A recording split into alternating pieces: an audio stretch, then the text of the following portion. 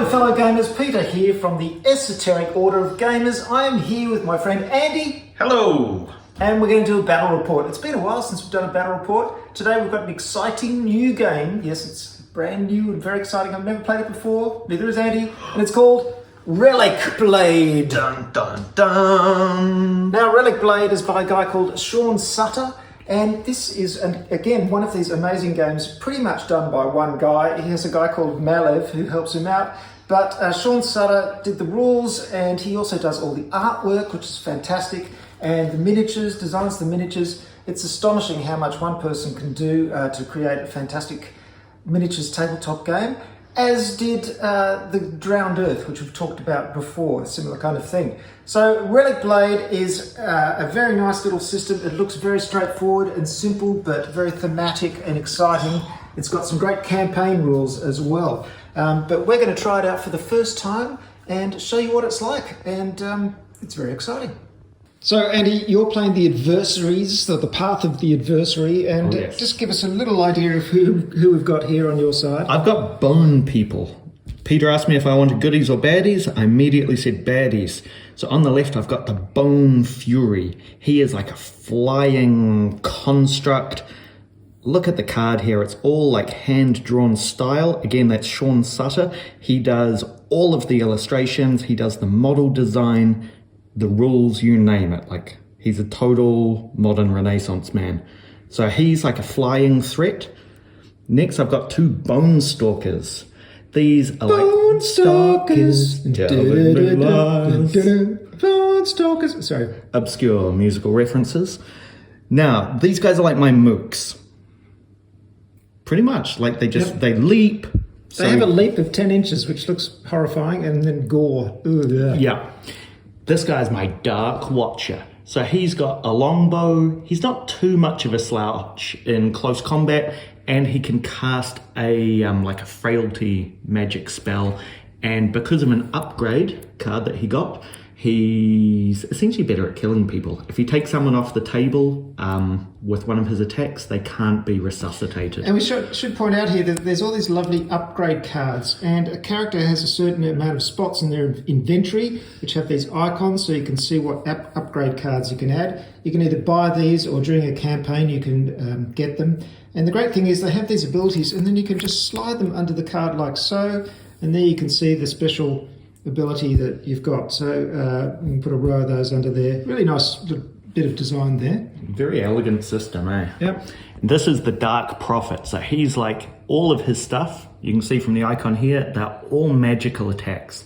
So he debuffs the opponent and buffs his own guy. He can shift some health around. He can remove people's armor a bit. So he's a bit squishy. I'm going to want to protect him because I think it'll be an uphill battle if I don't look after him. It's got some great abilities though. Yeah. Bone Harvest, Black Shroud, and Dark Machination. So I love these guys. They're my kind of people. Over this side we've got the Path of the Advocate, and these are the good guys. We've got a Warden of Justice here. Boo. No, shush, he's a nice guy. And he's got a Sacred Blade, which is a double attack. He's very good at taking damage that should go to other people, and then he can recover health afterwards, which is great. And he's got Inner Mastery, so he's very good at special abilities. We've got a Wood Elf Witch here, who's great at magic, range 10, Razor Winds, stuff like that. We've got a Lone Guard Infiltrator here, fantastic little rogue-looking figure. He's got dagger attacks, caltrops, things like that, and he's got Distraction, which lowers armor of someone he's fighting. And then we've got a Noble Questing Knight. He's got a longsword, vicious strike, and also command ability that gives extra action dice to his allies. And he's a sword master as well. Oh, these guys are brutal. Like, I'm terrified of getting close to these guys. Mm-hmm. So here's our battlefield, and you can see it's a very nice compact kind of area. It's only 2 feet by 2 feet. That's your standard size for games of Relicblade. And I've used some of the lovely terrain from Warcry here. There's also some nice lava terrain from TH Miniatures. And I think that's about it. Yeah, just those two lots, and you get this very nice kind of lava-filled forest area. Now, this particular scenario is called Ancient Waystones. And these 3 waystones, this one here, this one in the middle, and this one over here, what we have to do is activate those waystones. So if we go get close to them and do an activate action, you get 1 victory point. You can only activate them once per round, and once you've got 5 victory points, you win the game. So nice and simple. This is our first game, so we'll probably make some mistakes, but I'm sure things will get better as we go along. Are you ready to play, Andy? I'm so excited, honestly. Let's do it! And we've rolled for initiative, and I've won, so that means I set up first. We're going to set up in opposite corners within 4 inches of the corner, so these corners, the ones further away from the waystones. I'll set up first, and I'll also get the first turn. And as Andy just reminded me, one of the great things about this initiative system is that starting with the next round, when you roll for initiative, the person who wins initiative can actually hand it over to the other player, and if they do so, they can get a free roll to try and bring one of their disabled characters back to 1 health. So that's a nice little mechanic. Okay, I'm going to set up, and then Andy will set up, and then we'll get started. Well, Andy is setting up over there in the corner. I'm just going to show you the basic system here, and it's a lovely simple system. What you've got here is a number of action dice that each character has, so you give them that number of d6s, and then you spend those action dice to do things. So you can spend a number of these to move. For example, you could spend 2 dice and do 2 moves of 3 inches, so a total of 6 inches. All the other ones, the actions, you can usually only do once per activation, unless it's got a multiplier on it like this. So in this case, the Warden of Justice could do 2 Sacred Blade attacks per activation. So you take turns activating figures and spending action dice, and whenever you make a test, you roll the number of dice shown, and you can make that stronger by doing a focus action. So you could spend a dice to do a focus action and add an extra dice to this. So you roll those dice and you total them together to try and get that number, and then you've got a damage modifier as well. And of course the other player gets to roll a defense or armor roll as well and subtract from that amount of damage. Here are a few basic actions you can do as well. You've got an improvised attack for which you need a 4+, but it doesn't do any extra damage. You can do a focus, as I mentioned before, by adding 1 die to an action. And the 1 means that you don't actually have to roll difficulty. You just spend an action dice to get to do this. So you can spend an action dice to add 1 die to an action. And also you can dodge. So again, don't have to make a roll to do it. You just spend an action dice and you get a dodge token. And then if someone attacks you, you can spend the dodge token to roll an additional defense challenge die. And there they are, the nasty little bone crushers group. And look at them hiding behind the bones. Well, that's typical, isn't it? Yep. In fact, this whole area is kind of their kind of place. Yeah, I'm on home turf. There's bones everywhere. Look, there's a bit of bone. You guys are the interlopers here. Yep. I'm going to take you guys out. And here are the good guys. It's a very tight little deployment area, only 4 by 4 inches. So the question is, of course, I'm going to go first. Am I going to split up and try and take the leftmost standing stone and the middle standing stone, or am I all going to just go for 1 standing zone? Split up. Split up. We should split the party. We'll cover more ground that way. Here we go, folks. Relicblade, turn number 1. First game ever. It's very exciting. I'm going to activate my Wild Elf Witch. She has 6 activation dice. So the first thing she's going to do is move. And unlike actions, I can do as many move actions as I want to. Each is 2 inches of movement. She's not that fast, is she? Okay, interesting. So I'm going to do, well, I'm just going to do a sprint really, because I want to get over here as fast as possible. So I'm going to spend all of her actions and sprint over to this standing stone. So that is 6 times 2 is a movement of 12. Look at her go. And she could just get behind this stalagmite here, and there we go. I've just spent all our action dice. That's just done. I can see already, look, Andy's looking very sneaky. You all know he's a very sneaky player. Yes. And he's already worked out some horrific plan, whereas I'm just bumbling in. It's what always happens. It's my one route to success, is sneakiness versus the orderliness of Peter's mind. He's being so, activated. I've got my Bone Stalkers here. Yes. They have a special ability called Leap. Yes. Now you can see on their card, the target number is 5. So I've got a 1/3 chance of pulling this off. But if I do manage to pull this off, they're going to leap 10 inches. Ooh. And remember, you could focus it so you could roll 2 dice and add them together. I would rather actually just roll... No, I can only do an action 1 time. Yes. So if I fail, I don't get another chance. Yeah, and you're trying to get 5 or above on a d6, so that's not good. Okay. No. Okay, I'm just going to roll once, because they've got a movement of 5. So if I fail this, I could spend the next 2 to go 10 inches anyway. Yeah. I feel like gambling. Okay. So, looking for a 5. 6! Oh no! Yes! Oh, Okay. Oh dear. 10 inches. Okay, that is terrifying. This constructed bone creature just doing a huge leap onto the battlefield. Yeah, I'm like John Carpenter of Mars, but bony. Joan Carpenter, is that Joan Carpenter? John Carpenter's sister. Yeah, she's bonier. Okay, so that was 1 AD. He's within 5, so he's going to spend the next AD. And now he's going to spend a third to activate this for 1 VP. Oh, unbelievable. He just leapt straight. Oh, look at him. He's so excited. Being bad never felt so good. I'm bad. You know it. I'm very happy. Oh, no. Andy's a bit upset because he made a mistake there. Yeah, he just automatically thought he'd succeed on that activate, but actually it's a difficulty 5 check to activate a standing stone. Yeah. So you don't get it automatically. This is just after telling Peter that, like, enthusiasm is my superpower, but it's also my biggest weakness. So I've got to get a 5 or a 6 on my last AD. Yep. That's like action dice. That's the entire system. Yes, here, roll in the tray. All right.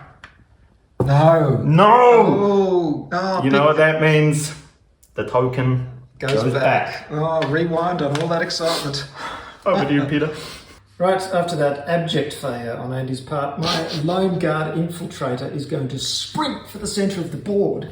And he can make it. I've just, with 4 dice, because he moves 3, which is quite fast.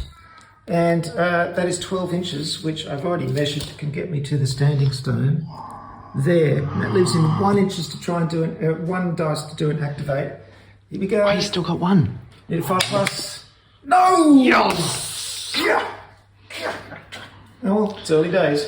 Oh, look at the view from down here. It looks fantastic. Here we are in the horrific wood. There I am right out in the middle of the board, completely and utterly exposed. Leaping constructs are probably about to come down on me at any point. Yeah, exposing yourself in public. I'm stopping right there. Oh dear, oh dear. Look at these guys about to enter the battlefield. A great shot. All right, I know what I'm gonna do. All right, so I'm activating with my Dark Prophet, who has a whopping 6 AD, but he's gonna spend 3 of them. He's gonna spend 3 to try and get... Oh, he's getting up on the gantries. You know what, I'm being a cheapo. I'm actually only gonna spend 2 to start getting up on the gantry. Well, and maybe behind cover, but he's not casting an attack spell. He's casting... Corrode. Oh dear. So, I've got to get more than 6. So let me explain what he's doing. He's casting a corrode spell. It's got a range of 12. This tells him that he gets to roll 2 dice, and he has to get a total of 6 or more to succeed. Because there's no damage modifier, I don't get a defense roll against this. It's just a nasty spell. Now, he could focus to add an extra die to this and roll 3 dice. And also, when you're doing any one of these actions, if you match the numbers that are shown on the dice, you get a critical. So if he rolled 2 dice and got a 4 and a 2, he would get a critical. Though in this case, that wouldn't apply because critical just adds to damage. So, you're going to go for it, and are you going to focus it? No, I'm not going to bother focusing because I figure 6 on 2d6, I mean, 50% chance of getting a 7. So I'm just going to go with it. And he does it. 7. There you go. So that corrodes. So what's the effect of a corrode spell? -1 armor for the rest of the round. Oh, curses. Because you can only take certain actions 1 time. So my Dark Watcher, he only gets 1 shot with his longbow. I can't just keep shooting till I get it. I've only got 1 shot. And I want to make sure that that shot does a really good job. Nicely done. So, you know, I find myself, my armor is getting all rusty and corroded due to his horrific spell. Nicely done. Thank you very much. First spell of the game. Okay, so you've got 2 AD left. Yep. So the first thing I'm going to do is one of my other spells, which is Stygian Mutation. Oh dear, that doesn't sound good. Which gives one of my allies +1 damage for 1 round. Okay. So the target number is 4. If I can do that, he will give it to my bow guy here. What's the range of that? The range is 8, right. Which I've checked. Of course. Because I'm not sneaky or cheaty or just absent-minded. I fail. Excellent. All right, so he's only got 1 AD left. So instead, I'm going to try and do Decay, which also has a range 10. Target number is 4. It does +2 damage and poison. So I've only got the 1 shot. I can't focus. Can I get a 4 or higher? Oh, I do. So what does it do? +2 damage and poison. Okay. And your -1 armor. So now you roll for damage. So you roll a damage die and you add the damage bonus. So roll 1 die and add your damage bonus for that attack. 3. It's only a total of 3. Okay, I get to make a defense roll against that. Now normally I'd roll 1 die and add 1. Because I'm in hard cover behind the stone, I get to add +2 to my armor. So that's +3, but minus the corrode effect, which is... -1. Oh, it's just -1 for corrode. It's only -1. Oh, so I get a dice +2. Oh dear. Well, I've beaten that, haven't I? Oh, forget it. You subtract the damage from your attack. Stink. You rolled badly. You rolled Poorly. Next time. So just to go through that again, it's very simple. If he hits, he rolls a dice and he adds his damage modifier to it. And then in response, I roll a dice and add my damage modifier to it. And then you subtract the defense value from the damage. So I think we've learnt, Andy, that cover is important. Hard cover is very good. It gives you +2 on your armor, so that's fantastic. Very good against ranged attacks, as it should be, of course. Yeah. You get a +1 if you've got partial cover, which just means that 50% of you is covered by cover. And area cover grants a +1 as well. So very, very handy indeed. And of course, if you roll badly on your damage, it's going to be hard to damage people as well. Of course, cover won't apply if you're in close combat, and I'm sure that will be happening relatively soon. But now it's my activation. Okay, my poor old Lone Guard infiltrator's right out in the middle there, but he is in cover behind a stone, which is good. So I'm going to bring my Warden of Justice up. He's got a movement of 3. He's got 4 dice. I'm going to spend them all for... No, I'm going to spend 3 of them for a movement of 9. Actually, I won't do him first. I'll do the Questing Knight first. Though you can move through your own figures, not enemies. So Questing Knight first. Again, he's got a movement of 3. He'll spend 3 dice to move 9. And that will bring him up to about there. And then he has 1 dice left, and he's going to spend that to get a dodge token. So we put that on him, and that means he'll be able to spend a dodge token to give an extra +1 to his armor if he's attacked while in the open, because he's dodging. Sorry, I didn't catch that one. Could we do that one more time? Oh, which bit? The whole thing? Right, I believe you're going to leap again, are you? Yep, so using my other Bone Stalker, I'm going to roll my 1 dice. Yep. Hoping to get a 5. You're not going to focus? Go on, spend another AD, focus. Nah, gambling. I feel like I've had so much bad luck. Nope. he goes to leap, and then just at the last minute, one of his bony toes just catches the ground. He goes, "What?" He spends a minute putting his bones carefully back together. Don't look. All right, so I've still got 2 AD. He's just going to move. Stalking. So he is up here now. Here he comes. Yep. That was my turn. Over to Peter's last character. My last character for round 1 is the Warden of Justice. He is moving 9. I've already pre-measured it. He goes to about there. And that's with 3 of his dice. And then with his final dice, he also gets a dodge token. So they're ready for anything because they're out in the open. Clumping up in the middle here, taking center position. And I'm done. All my AD is spent. What's the plan, Evil One? So the plan is I'm going to go with my Bone Fury. Bone Fury. It's all just BGs. Yep. Okay, so he's got 3 AD and a whopping movement of 5. He's a bit of a close combat guy. He can fly over anything. So he's just going to move a flat 15, which brings him... Holy moly! Hello! What the? Is that 15? Yep. 15 inches on a 2x2 board. Wow, that's terrifying. Hello. Okay, well you're going to cop some ranged magic action, I can tell you. Okay, last is my bow guy, the Dark Watcher. So I'm going to spend 3 AD to move 3 times.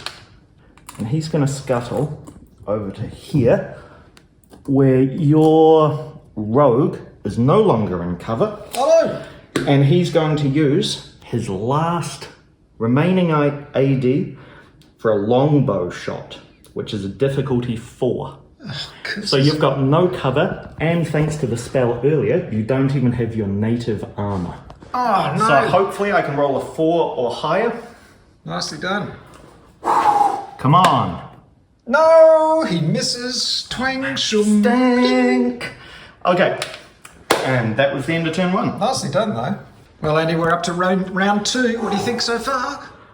Love the system. The rules are intuitive. They leave so much room for actual fun.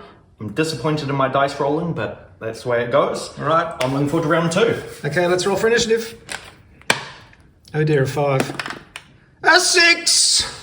Excellent. How many shoots and reshoots did it take till Peter got a 6? Alrighty, well, you know what I'm going to do, of course. My lone infiltrator is going to attempt to activate that waystone in the middle here. And let me see, I've got 1 die. I need a 5 or a plus, but I'm going to focus this one by using an extra die. And can I just point out the genius of this system here, which is great. We don't have action point tokens. We just have the number of dice that we can use.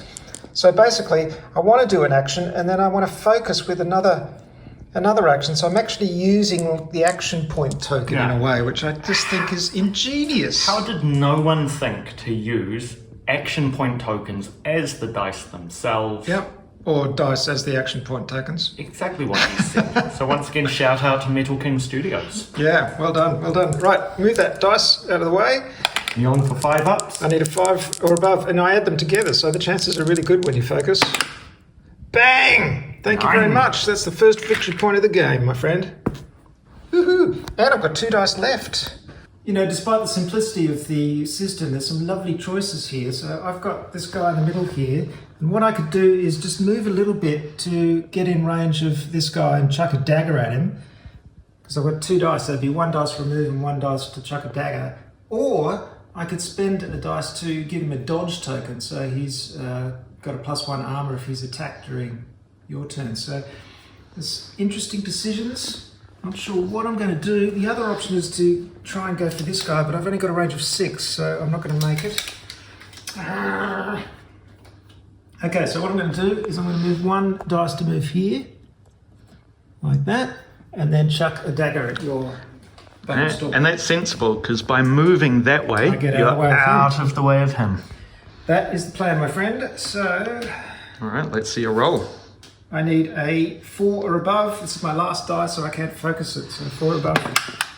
No, it's a miss. And that's how it feels. The other good thing is you're not rolling handfuls of dice and counting them all out. You're just rolling a few dice, which is really good. Okay, next up. Better start getting some victory points. I need those victory points, so to that end, I'm going to activate my Bone Fury. I was so impressed by Peter focusing. For some reason, I'd originally thought it was just 2 dice, both trying to get the target number, not what is the total. So I'm going to roll 2 dice, my 2 ADs, trying to beat a 5. Handy. So that's 1 VP. I've got 1 each. I've got 1 AD remaining. Now, I've already measured, but just for Peter, you can see that the distance is that. What is it from? Okay. He is going to fly over here. Oh, go away. And because, oh no, half an inch distance. Yes, you are engaged within, if you're within half an inch of your opponent. Yep, so because I've done that, I automatically am considered to be engaged. So I spent all my AD to move into base-to-base contact. But that now counts as a charge. When Yes. I get a charge, I get a bonus AD with which to make an attack. Another lovely, simple little system that works really well. It's great. So instead of, in traditional things, you get a charge move, which is a bit longer, and you get a bonus to attack. In this one, you do it within a normal move, but then you get a bonus attack. Yeah, it's really neat. It's really flavorful. It gives you that feeling of having accomplished something, getting a bonus thing back rather than just saying it's free. So my target number is simply 3. Curses! I succeed, I do +2 damage, Okay. and because it succeeds, I get to pull you towards me. Oh dear. It doesn't really make a difference, I just wanted to make the noise. Okay. Would you like to make that noise again? What's your damage roll? My damage roll, let's find that out. Come on. So, 6 damage. Okay, I have an armor of just 1. So I get to roll a die and then 1. Oh dear, that's 2, so that does 4 damage. Oh my god! How much health do you have? She's got 4, so I'm disabled. Disabled! Oh, ow, nasty. Okay, that's not good. 1, 2, 3, 4. Now these little bone icons, they mean that you've got a critical injury, and for each of those marked, you lose 1 of your AD. But unfortunately, I'm disabled now, so I will get a chance at the end of the turn to try and bring her back with 1 health. If you roll a 6. If I roll a 6, yeah. And also, if I win initiative, I can also hand over initiative to you to make one of those rolls as well. Which is... But that's not good, because the Wild Elf Witch was just about to do some magic, and she's She ain't doing no more magic to no one. absolutely hammered by a bone fury. Ugh. Oh, I love being the baddies when it works out. I'm excited again. I really like this system. I love this system, actually, because even though there's this simple list of actions, there's some really nice choices. Just how to sort of use your action dice to do various things, how much you spend on movement, how much you spend on actions. Really, really like it. So my questing knight is now going to activate. He's going to spend 2 dice to move 6 inches and get into close combat with your Bone Stalker. He loses his dodge token at the start of his activation, so he's no longer dodging. So that uses 2. I've got 2 left. Now, I could either use... I could do 1... This is the interesting thing about the choices, which I really like. I could do 1 longsword attack, which gives me +4 damage, and I need a 4 or a plus. And I could use my other die to focus that. So it'd be a sure thing, I'd absolutely hit. However, I could spend them both and try and get 7 or above to get a vicious strike and get +5 damage. So, which one do you do? Do you Tough go choices. for the sure hit? Or do you go for the... Yeah, and the extra fact you one? can only you can only attempt an action 1 time, makes some really tough, meaningful choices, and that's where so much of this game gets its grit. The other thing is, and here's the other choice, I could do the longsword attack for 4. I could also do a command, and I can command another ally within 8 inches with a 1 dice. If I get 2 or above, it works, and the target ally gets an extra action dice during their next activation. What are you gonna do? Too many choices. Really like it. Not complicated choices though, really simple choices, but choices nonetheless, which is just brilliant. I don't feel positive on behalf of this Bone Stalker. He just wanted to activate something. I'm going to go for the I'm going to try and do a longsword and a command. So the longsword is a 4+ hit. Right. So it's not a sure thing because I'm not focusing it. Yes! And that's a fantastic. critical even, because you got the target number. So it is. So I got the number that is actually on the dice here, which is the 4+, so that's a critical, and that means if 1 die was rolled, the critical grants +2 damage. What's that sheet you're referring to, by the way, Peter? Oh, thank you very much for mentioning it. It's my rule summary and reference. Actually, I don't call these rule summaries and references anymore. I call them rules and references. And the reason I do that is because they're not a summary. They don't summarize things. All of the rules from the game are on these sheets. So I'm just going to call them rules and references from now on. And this is the one I've done from Relicblade. You can find it at my website at orderofgamers.com, along with about 428 at last count rules and references. So go and download it. You'll find it very easy. And you can check out the rules and you can proxy and play this game as well. Can you proxy? You probably need the cards, right, for the actual specifics. Does Metal King have stuff for download? I'm do not you know? sure, but go and check out their website. It's Metal King Studios. Just Google that. And I'll put a note to their website in the show notes. Anyway, I attacked you because it was a critical. I get +2 damage. So plus the 4, it's +6 damage, my friend. Here we go. Nice and... A 6! 12 damage. 12 damage. What is your armor modifier? My armor modifier is 1. Excellent. Roll D6 and add 1 to it. So that's 5 So off your... What did you get? 12. So I take 7 damage. That's going to kill you. Womp womp. All right, let's take this Bone Stalker off. Hold on, don't take him off. Don't take it. Oh, because I can He's I can disabled. try and get him back next time. Yeah, he's just disabled. Oh, I love that. Disabled characters you can move through, even if they're allies or enemies, it doesn't matter. And they just stay there until you bring them back, if you can, with a roll of 6. But if you attack me one more time now that I'm disabled, then I'll be destroyed If I do any and more removed. damage, if I do any more damage, you'll be destroyed. Yeah. Now, I've got 1 dice left. Now, I could do the command, or I could attack you again and try and destroy you completely. Yeah. Interesting choice. Another interesting What choice. kind of person is Peter? I'd love to go for the coup de grace, but I'm going to do the command action, which is a 2+, and I'm going to target. Target your... Is he had a go? He had a go. No. He's had a go. He's had a go. He activated the thing right off the bat. So I'll target my Warden of Justice. I need a 2+. There it is. So I'll just make a note here with a counter that he is going to get an extra. Oh, no, I don't. Just put an extra dice down. Put an extra dice down. See, What this an system works elegant system. very elegant indeed. And that is the go of my questing knight. What you going to do, Eddie? All right, I wanted to do something complex and macabre, but I'm really paranoid that this complete a-hole Warden of Justice, and God, I find that name triggering, he's got a whole Warden of Justice. It's so self-righteous.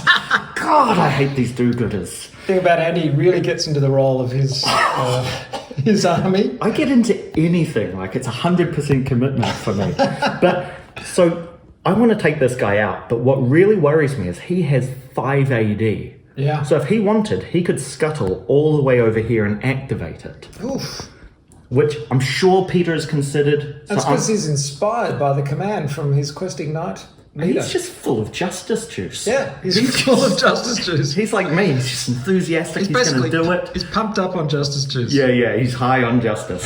So I want to try and destroy his high. Before he can scuttle over and activate this, I'm going to be boring and play to the objective. Bone Stalker, he's going to focus, so he's spending 2 AD. That'd be it. Yep, he definitely beats 5. So So- all the standing stones have been activated this turn. No one Yep. else can activate them again. Oh, you've got your little thing there. This round, I should say. Great. He's got 1 more AD. He's just going to hop on this side. And that's him. Over to you for some justice. Give me some justice. Baby. Well, as much as I'd love to run my Warden of Justice over to the Standing Stone, it's very important that he runs back and saves my Wild Elf Witch. Now, there is a rule in this game that you cannot attack a disabled character if that disabled character has an ally who's engaging you. So if you're engaged by your opponent, you can't get a shot in and do the coup de grace on a disabled character. So I will come back to save her, get rid of the dodge token at the start of my turn. It'll take, what's that? I think that's about, I can do within 8. So that's 3 dice to get there. Here he goes, hurrah! I shall save you, my lady! For justice! And as I mentioned, of course, he's got an extra AD, so that only uses 2 of his own and his extra. He's got 2 dice left. So I'm going to take on this Bone Fury, but with what? Inner Peace is not going to do it. Inner Peace versus Bone Fury. Basically, I've got a Sacred Blade and it's a multiplier. I've got 2 attacks with it. And here we go. We need a 3+ on each. That is 2 hits, my friend, and they both do +3 damage. Ouch. So here's the 2 individual hits. That's a 4 and a 9. So you would have to make a separate damage roll for each of those. Yep. Okay, so Against this is the against 4. the 4 damage. So that's 4. Yeah, beaten it. And now what's the next one? 9. This is a 9. Okay, so there's no way I can completely negate it. That 4, is that 4, does so 5 damage. 5 damage. Gee, that damage is vicious, isn't it? Ooh. Okay, here I get my pen, and I go 1, 2, 3, 4, 5. Okay, So we've got 2 disabled people over there. Yes, but the important thing is, who's left standing? The Warden of Justice! Not stoked, but I have an evil plan. But I'm going to use my Dark Watcher, who is my bow guy over here. So the first thing he's going to do is use his longbow to shoot this chump. Chump? He's a chump. That's my questing knight you're calling a chump. Questing knight. Yes. Oh, I hate these guys. They are such lawful good. Oh, Enough, I know. Kill them. All right, so I'm going to really focus. getting into the role I here. so am. I love my turns. I just sit there during Peter's turn, mate, waiting to go again. I'm going to add 1 Also, AD that's to excellent. focus. Look at that t-shirt, folks. That is such a cool t-shirt. All right, 2 dice. I'm looking for more than a 4. Okay. Take that away. Nice. Easy. Easy. Okay, so that is 6. This is just a bow shot, is it? Oh, yep. That's a bow shot with plus 3 damage. Ouch. Yep. Ouch. All right. So do Okay. you want to take an armor roll against that? You should do a damage roll first. I always forget that it's separate. Yeah. So that's just 1. Oh, Sorry, I didn't say that. Fantastic. I didn't say that. 4. 4. So you've got to beat 4. So my questing knight has plus 3 armor, my friend. Oh, Yeah. so you can't fail. No. You literally can't. Yep, sorry. I've got armor on plate mail. Questing. It just goes big. Why are we playing a game that needs high rolls, Peter? Yes. That's not my forte. That's true. If you haven't watched any of our earlier battle reports, we often play games for some reason that have low roll requirements. And Andy always seems to win those ones. It's weird. Yeah, it really is weird. Well, I'm really annoyed at how that happened.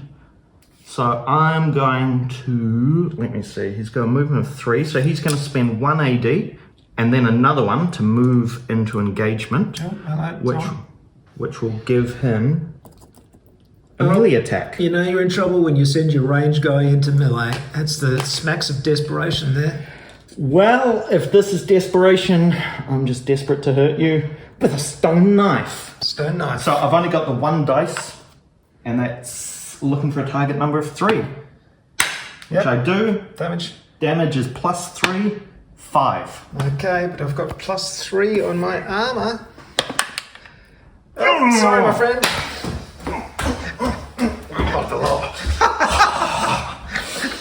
Okay. Oh, dear. Okay, we can get through this. I still have my Dark Prophet. Man, I should have activated him first to strip armor off this guy and then attacked him.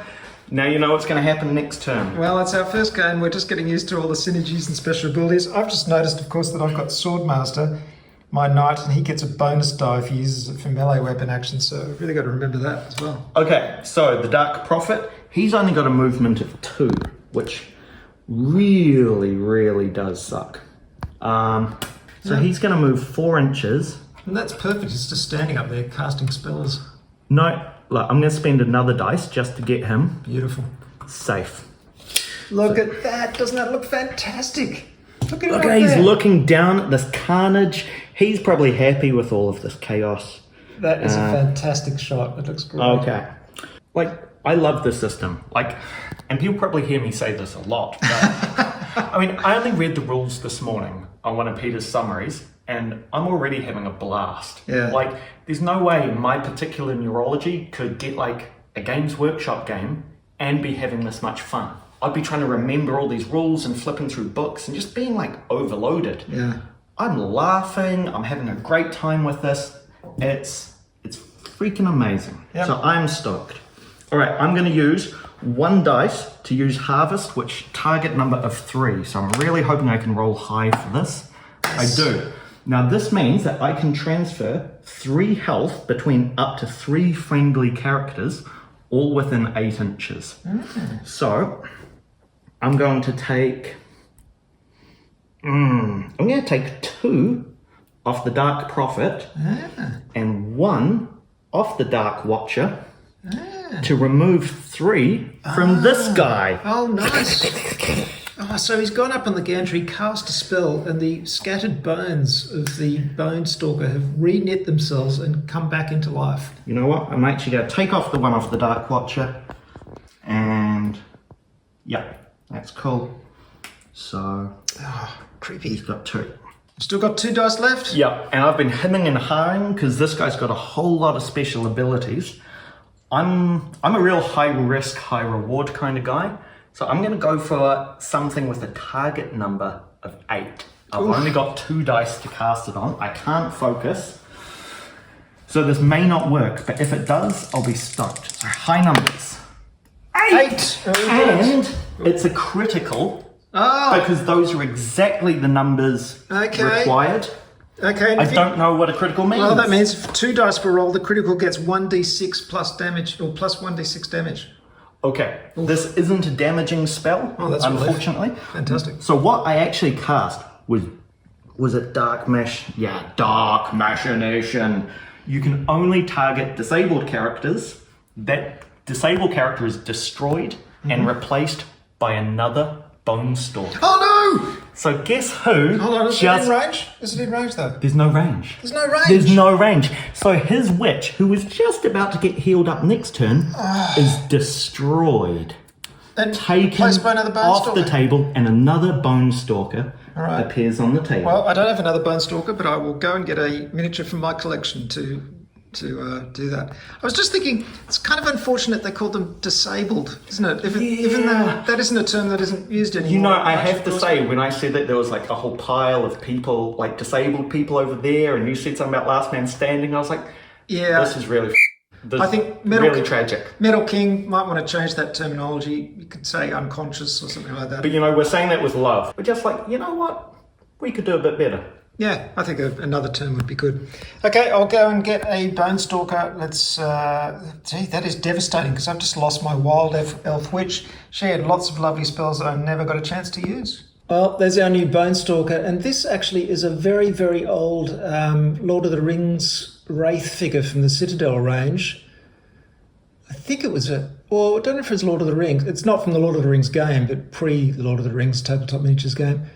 I seem to remember it was a wraith of some sort, but anyway, it's a very old figure, and I thought it was kind of appropriate for a witch who's been reactivated. So you've got another figure to activate. This guy that got reactivated still has his AD. Yep. So I'm going to spend 1 of the AD to move his distance, and he's going to engage. Now, hold on, he has to disengage, and there is a disengage rule. Oh, yeah. Yep. Well done. So to move out of or through melee range of an enemy model, you've got to disengage. You roll the movement action die, and each engaging enemy rolls a challenge die. If the enemy wins, the movement AD is expended, but the character does not move. Okay. So basically, it's just a roll off. All right. Let's roll off. All right. You expend the dice, but you can't move. Well, I'm going to do that again. Okay. And again! Come on. You just cannot get away from the questing knight. Oh!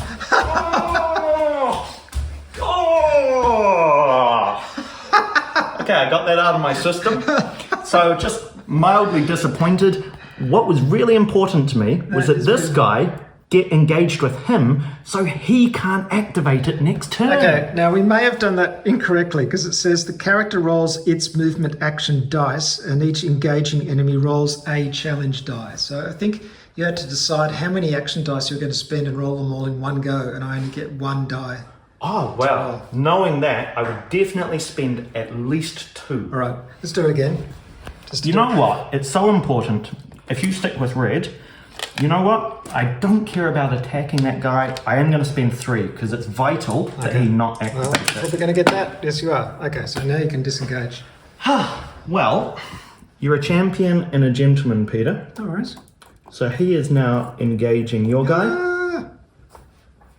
Okay. So none of your guys can activate that relic without disengaging.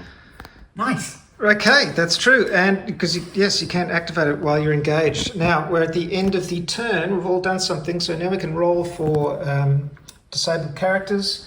And The only one is this guy, isn't it? Yeah. So if you roll a 6, he gets to get 1 health point back. Come on, 6. Phew. No.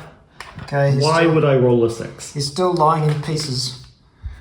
That's good. Oh, I'm still really upset about my wild elf witch. I can't believe she's just been reactivated and turned into an enemy. By this guy up here, he's still cackling. Yeah, look at him, just dominating the battlefield. All right, turn 3. Okay, we're rolling for initiative.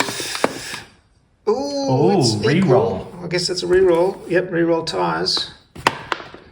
Ooh, it gets another 6 and a 3. It is Turn yours. 3 is Now you could that's all happening. you could give me initiative to get a free roll for your Bone Fury. Try and bring it back. No, You're not?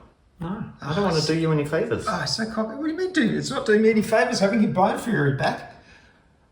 If you roll a 6, you're back on the board. I'm worried that you might just like try and activate something. Okay. I'm all about the VPs. Okay, I gave you the opportunity. I want the VPs. All right, do it. All right. You're in good positions too, because you've got that guy over there who's got soul control. Yep. I just Soul control. that's appropriate for a necromancer. Got a soul control of the standing stone. Got a soul control. I'm pretending I know your references. That isn't. I just made that one up. Oh, you fooled me. It sounded so good. Yeah. Okay. Now you probably can't tell, but it must have been about 10 or 15 minutes of real time of me hemming and hawing indecisively. I've had all these plans and strategies and all that, but I'm going to play to the game. I'm going to get my new Bone Stalker. I'm going to attempt to disengage from this freak of justice. I'm going to use 2 of my AD to try and get away. Okay. 5. 3. Yes, you can disengage. Now, can I only move 1 movement, or I can move 2 dice worth of movement? 2 dice worth, because you rolled 2 All extra right. dice. So that puts me here. Oh, God, this is what I was just about to do. Of course it was. Because you're a clever chap. Oh, curses. All right, so now... Hold on. You're going to get an action point using my own dead reactivated witch. Yeah. Oh, insult to injury. And you know, this whole thing is going to lull me to sleep tonight with a smile on my face. I'm looking for a 5! Oh, yes! Oh, no, that is exactly what I was going to do. Disengage, get over there and See, get that. I was going to do all sorts of shenanigans with this guy, and I thought I was being so clever. Yep. But no. There is one compensatory thing, though. You're going to kill my thing. I can kill your Bone Fury without any difficulty whatsoever. Oh, justice! This is for stealing my friend. Yep, though I do have to do damage to it to actually do that. And you do get an armor roll as normal, so... You can do it. You're full of AP and fiery self-righteousness. I'm full of justice, juice, and AP. You are. All right, here we go. That hits because I need a 3 or above. And I do +3 damage. 5 damage. All right. My dude has an armor of 1. He's all bone and fury. That's Wah, wah. it. Would you care to take him off the Oh, table, with Peter? great satisfaction. Look at that great little flying bone thing. What do you think of the miniatures, by the way? I We haven't love actually them. talked about them. Oh, yes, okay. Well, I love them. And I love them because they've got that old school feel. Yeah. They're metal. They're not overly complicated with all pointy bits you can stick your fingers on and everything in detail. They're easy to paint. They've got character. I just love them. I mean, I don't know what it's like for younger players who are used to more complex, larger plastic Games Workshop-y type things, but for me, these really hit the nostalgia sweet point. They're the kind of games that kind of miniatures I used to play games with when I was younger, and I love them. But what I love is, like, to my mind, maybe it's generational. They've got like a Saturday morning cartoon vibe. Like they're a little bit old-fashioned, but without that derpy 1980s, 1990s Citadel miniature range. So they're old school while still being really simple and cool. Yeah. And it's not like Guild Ball where you're painting 37 belt buckles or, 43 skulls on a Warhammer miniature. I love them. I like them. And it goes really well with the art style, I think, which is really fun. In fact, I love the graphic design of this card. Normally I'm not big on sort of hand-drawn stuff, but it works perfectly for this game. It's really, really clear. Love it. Really good. All right, are you going to do anything with your remaining 2 AD? I've got 2 left, so I think the problem is I can't do much. Why don't you go give some justice to your ex-friend? Yeah, I know, but I can't get close enough to actually do anything. I can just get up there and then that's it. Oh, I can charge, of course. Yeah. So I'll move 2 dice to go up there, and I'll charge. I'll sort of go around the back so I'm close to both. And then, yeah, oh, this is really sad. This is where I'm having to kill my own reanimated. It's not justice. I'm sorry.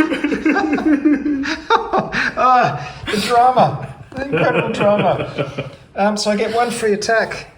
I only did 1 Sacred Blade attack, so I've got another Sacred Blade attack, which is good. So, oh no, yeah, no, I do, yeah. This is the job for a Sacred Blade. So I need a 3 or plus. Oh, I miss. 3 or plus. 3 or plus. Justice prevails. Yeah. Dark justice. Yeah, can I just point out that Andy's got 3 victory points. We're trying to get 5. I've only got 1. This is not going well for me. I've got to get serious now. Right, what evil darkness awaits? Well, I'm going to go back to my Dark Prophet.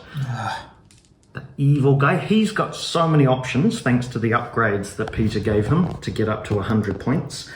So I find it really hard to decide what to do, but sometimes the old things are best. So he is going to move 2 inches to here. Oh, cocky. He's going to focus on his harvest skill, which shuffles health between himself and up to 3 people within 8 inches of range. So he's going to heal himself up a little bit. All he needs are 3. Easy. Oh, so he's taking damage, hit points away from the other dudes and taking it himself, is he? Yep. He taking away from? Dark Watcher. Now, didn't he Dark Watcher take 2 before? How did he get that? Nah, I decided not to spend so much from the Dark Watcher to the Bone Stalker, so the Bone Stalker's got 2 damage. Ah, okay. I was going to take him to 1, but I was like, nah, there's no point. All right. So the Dark Prophet is now on full health. Yep. He's got 3 AD remaining. Yep. So he's going to spend 1 AD to do a jump down to the ground. Okay. Now So he falls 2 inches, you get 2 damage per inch, so that's 4 damage. But because you're doing this consciously, you get a +1 on your armor save. So since you've already got a +1, you get a +2 on your armor save. So you're trying to counteract that 4 damage with a roll of 5. Done. Oh, imagine he just leaps down from here and just lands. he just scuttled down, and he's going to focus lands in a super on activating, trying to get more than 5, which he does. So I get another AP. Oh, this is unbelievable. Why cast fancy magic spells when you could go old school and just jump off the bridge and press the button? I'm in trouble. That's 4 against 1. I'm being pounded here. Pretty much, you have to stop me from activating this. Yeah. Have to you activated save the game? Have you activated it this turn? Activated? This guy? Yeah. No. No. So he just needs to activate and the game is mine. Oh my god. Yeah. All right. I better do some sprint. Oh gee, this is. Oh dear. Okay, folks. Suddenly everything has got very, very serious indeed. What I should have done in that earlier go with my Warden of Justice, instead of going up there, I should have gone up there and activated that central one. Of course, I got distracted by the fact that he was trying to save the soul of his lost love over here. But that was a stupid thing to do. If I'd gone in and activated that, I'd still be in the game. However, I'm now in trouble because his Bone Stalker is about to activate this one. If I don't get up there and engage him in this turn, it's all over. Unless, of course, you're incredibly unlucky and you don't get manage to activate it. Because you only get 1 chance to activate it. So there is that. There is that. Okay, but it's pretty tough. But it is tough. So I'm going to move my questing knight. He's going to spend 3 dice to get there. So here's his disengage with 3 dice. That's pretty unstoppable. Yep, that is unstoppable. I'm not even going to try to stop it, in fact. I hope we're doing that right. I'll have to check that. So he runs like his life depended on it and gets up there. That, I love how he's holding the torches. Okay, and now he has 1 dice left, but he has an extra one because he's got Swordmaster, which gives him a bonus die he can only use for weapon, for melee weapon actions. So, I could roll 2 dice and try and get a 7 to do a vicious strike, or I could boost my longsword, and I think I will boost my longsword because I have to hit this time, so I need a 4+ on 2 dice. There it is, a 7. It does +4 damage. That's a lot. Oh, 5 damage. 5 damage. All right, so my guys natively only have 1 armor.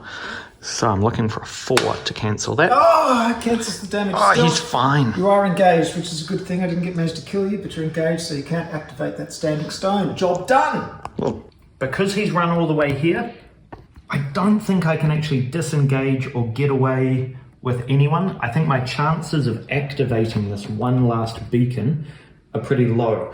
So my initial impulse was to throw away my strategy just to get this. Instead, I think I'm going to be a little bit more canny and focus on the next turn instead. So I'm going to spend 1 AD on my Dark Watcher. He's my bowman. So he is going to move 3 inches, which is going to take to here. And he is going to focus on taking a pot shot at him with his longbow. Nice. So I just need a target number of 4, which I handily get. Alright, so it's a +3 to damage. So it's 5 damage. Okay, I've got a +1 defense.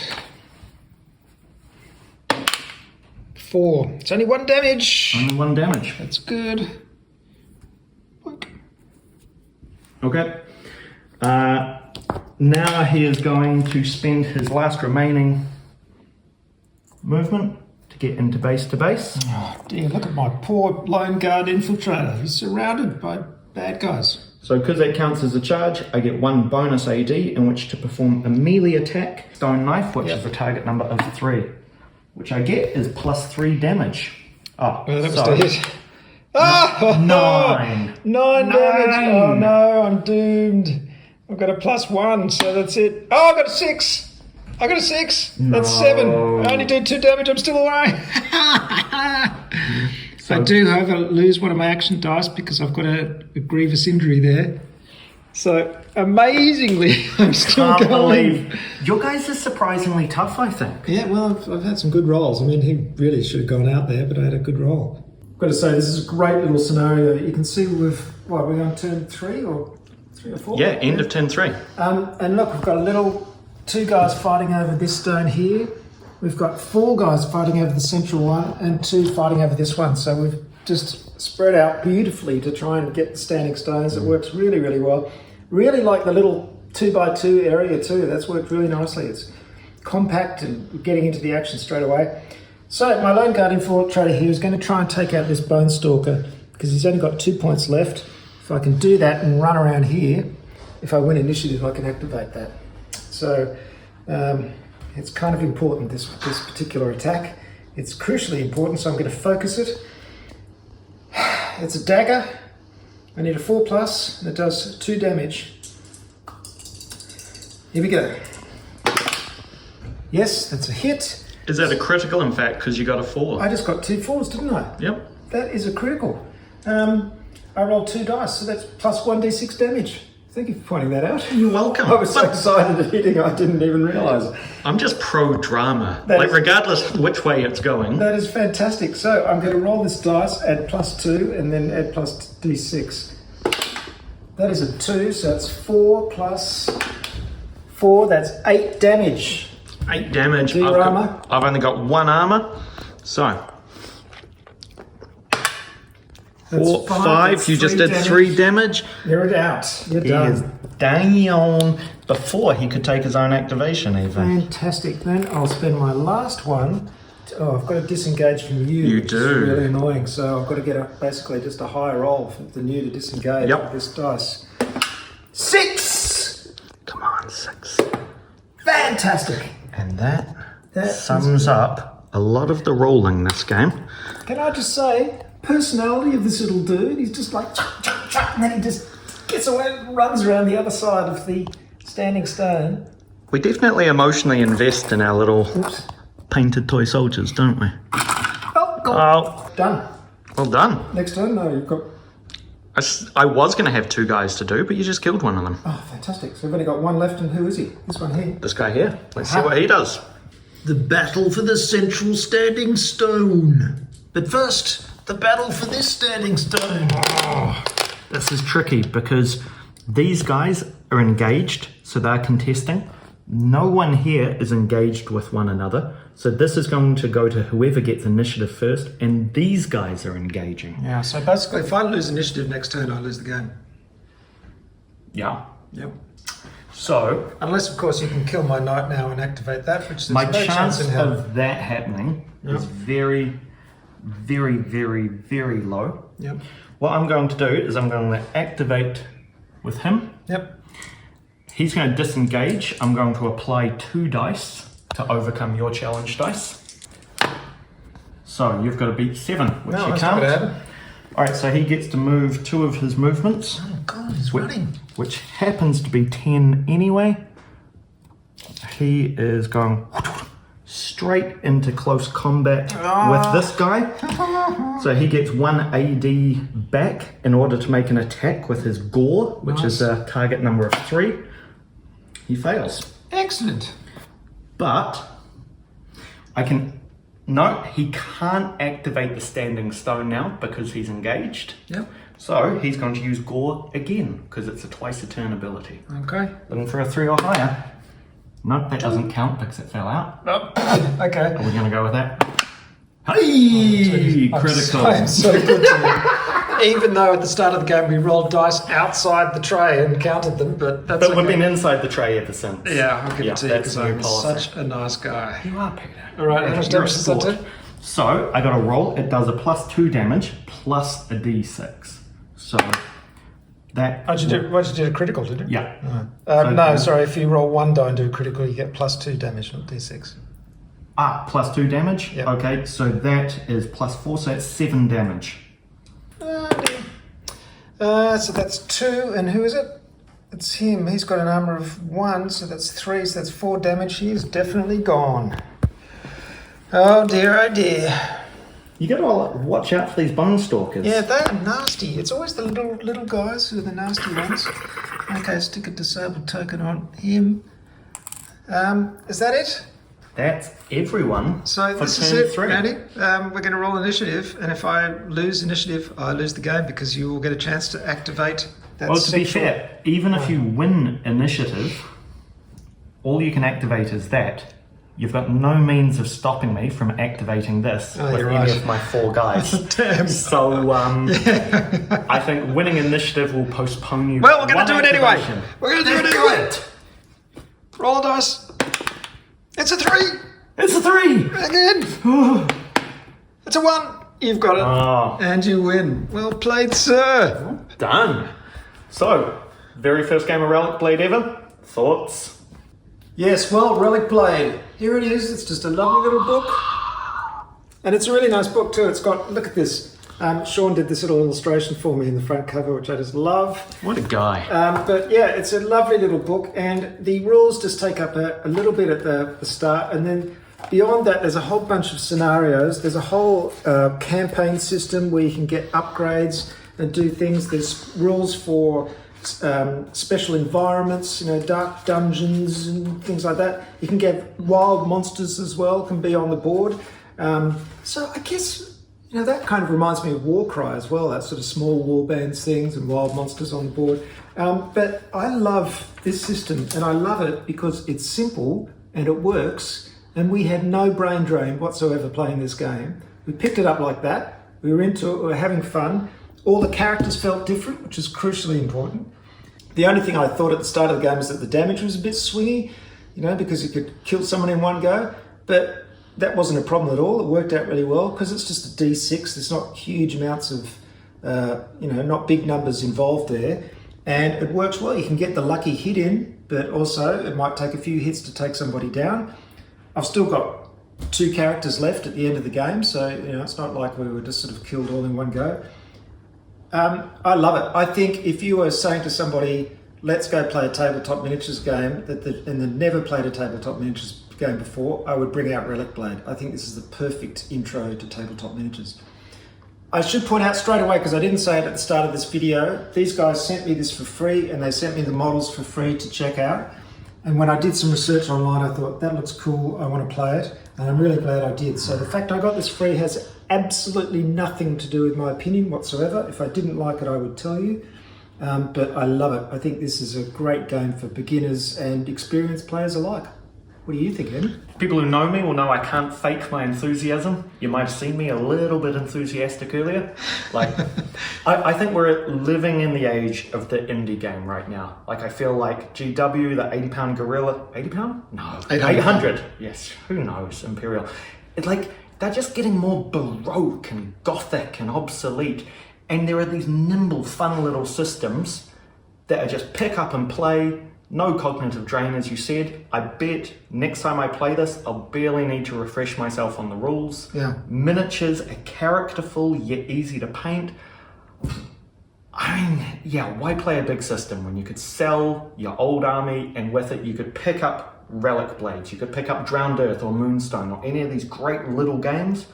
Well, personally, I'm stoked by this. I'm actually of the belief that you can play them all because I just love the variety. And, you know, there's a place for full-on rules and Baroque madness and lots of rules, and I like doing that occasionally. But if I just want to play a game and have fun really quickly without any prep, and without any brain drain or, you know, getting all the rules crammed back into my head and all the special abilities, I'd pick this one up every time. Every time. Like, I feel like I've seen the light with small games. Yeah. Like, there's no way I can go back to big, crunchy lifestyle games. I just don't have the spare time in my life. Yeah. But this 2x2 table, I reliably hear that, like, games can be played between 15 to 30 minutes for people who know the rules. Yeah. That's phenomenal. And you can have multiplayer games as well. It doesn't have to be one-on-one. You can 3 and 4 player One games. of the more recent Kickstarters, I think the second Kickstarter was all about solo campaign rules. There's so many different factions. Oh, I should point that out. Though I also got this book here, The Storms of Kura, which has got a linked campaign of games as well. Yeah. So there's a lot to explore here. It's not just one-off games. There's definitely a whole lot of stuff to explore in campaign. And in fact, this is one of the this is a rare game where I would consider having a campaign because it'd be easy just to, you know, be like playing a lot of linked simple games, but also, you know, that pleasure of upgrading and getting them more powerful and everything without all the brain drain. I love it. The other thing I wanted to mention, there's also a relic deck, so you can get relic cards. As you win adventures, you can get these special relics, so upgrade your characters with those, which is very cool. But the main thing I wanted to mention is I love the fact this is all card-based. Every single miniatures game I've redesigned all the unit cards because I wanted them to be clearer and better. This is the only game I've ever played on a tabletop miniatures game where I haven't wanted to redesign the cards. These are perfect. I love the way these cards just slip under it and give you the extra ability like that. I see absolutely no need to redesign this. And this is the first time ever that's ever happened. So that's just a testament to how well these are designed. Well, that's it, folks. Relicblade. And I've got to say, this is exactly what I hoped it would be. I've done the summary and I painted all the miniatures. And after reading the rules, I thought, oh, this could be really good. It's going to be fast playing, it's going to be simple, but it's still going to have character. I was hoping that's what would happen, and it did. We just had a hoot. This was a really, really fun game, as I'm sure you could tell. And it didn't overstay its welcome. Just a couple of hours, it was great. And nice, small, compact system and board. Absolutely loved it. Can't speak highly enough of Relicblade, and I think we'll be playing it again very soon and maybe doing some more battle reports, and hopefully I can build them a collection and add some more miniatures as well. Just a great game. So I highly recommend checking it out. Go and check out the website. There'll be a link below to Metal King Studios so you can have a look at it yourself. In the meantime, thank you very much for watching. This is the Esoteric Order of Gamers. Thank you, Andy. A pleasure. Beautifully played, sir. You did a very good job beating me there. Well done. Thank you for being a gallant and generous host. For justice. Now, of course, please go to the website at orderofgamers.com and download the rule summary for this game. Actually, rules and reference. I've got to remember to call them that from now on.